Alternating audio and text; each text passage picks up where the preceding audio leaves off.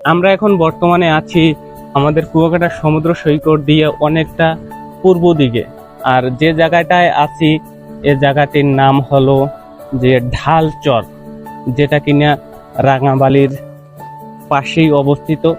আর এই রাঙাবালির কিন্তু কোল ঘেঁষেই এই ঢালচরটি। চতুর্পাশে আপনার হলো দিয়া যে সমুদ্র মাঝখানে এই চরটি, এবং এই চরে কিন্তু অসংখ্য গাছপালা আছে, যেটা আপনারা দেখতে পাচ্ছেন। ওইদিকে হয়তো বা মানে অনেক ঘন বন, কেওড়া গাছ, সলি গাছ, তারপরে ঝাউ গাছ।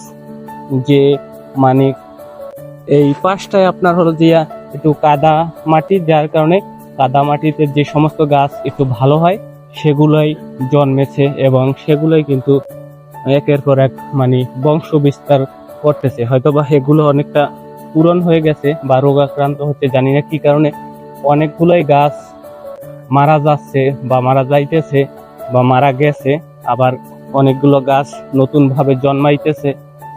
এইভাবেই কিন্তু মানে চলতেছে। তবে যে এটা হলো যে এই পাশটায় হলো যে কুয়াকাটা সমুদ্র সৈকত, যে সাগর, সেটা কিন্তু একদম মানে এই পাশটায় আর কিছু নাই, শুধু সমুদ্র আর সমুদ্র। শুরু এখান থেকে, শেষ কোথায় তা কেউ জানে না। আর সমুদ্রের মাঝে মাঝে অনেক মানে ছোট বড় অনেকগুলা চর মানে জাগ্রত হচ্ছে এখন, যেহেতু শীতের মৌসুম। আর এই কারণেই এই যে চরগুলো সেগুলো কিন্তু দেখা যাচ্ছে। অথবা বর্ষার সিজনে পানি বেশি থাকে, এই কারণে আর দেখা যায় না চরগুলো। আর এই নদীর পাশ দিয়ে কোল ঘেঁষে যে এরকমের কাদা মাটির ভিতরে হাজার হাজার লাখ লাখ, বলতে গেলে যেন কত সেটা হিসাব করার মতো না, এভাবে যে কাদামাটির ভিতরে যে বনগুলো হয়েছে সেগুলো কিন্তু এখন একদম ধ্বংসের পথে।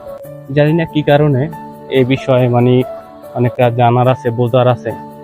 তবে যে বনগুলো আপনার যে ধ্বংসের পথে, সেটা কিন্তু দেখা যাইতেছে একদম, কিন্তু মানে বিশাল এরিয়া জুড়ে।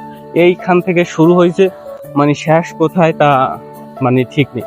আমরা এখান থেকে 3-4 কিলোমিটার মানে ওই দিকটায় হাঁটছি, হাঁটার পরে সামনের দিকে একটা ছোট একটা খালের ওই পার আর যাইতে পারি নাই। তবে খালের পারে গিয়েও আপনার দেখলাম সামনের দিকে আপনার অনেক এরিয়া জুড়ে, যে চোখ যে পর্যন্ত যায়, যত দূর যায় তত দূরই এরকমের মানে সাগরের পার দিয়ে আপনার এরকমের মরা বন বা মরা গাছগুলো সারিবদ্ধভাবে। আর যে পাশে এগুলো যে সবুজ যেগুলো গাছ আছে সেগুলো এখানে হয়তো বা এগুলা মরার কারণ হচ্ছে গিয়ে আপনার অতিরিক্ত পরিমাণে বালি থাকার কারণে গাছগুলো মরে যেতে পারে। আর দেখা গেছে ওই দিকটা একটু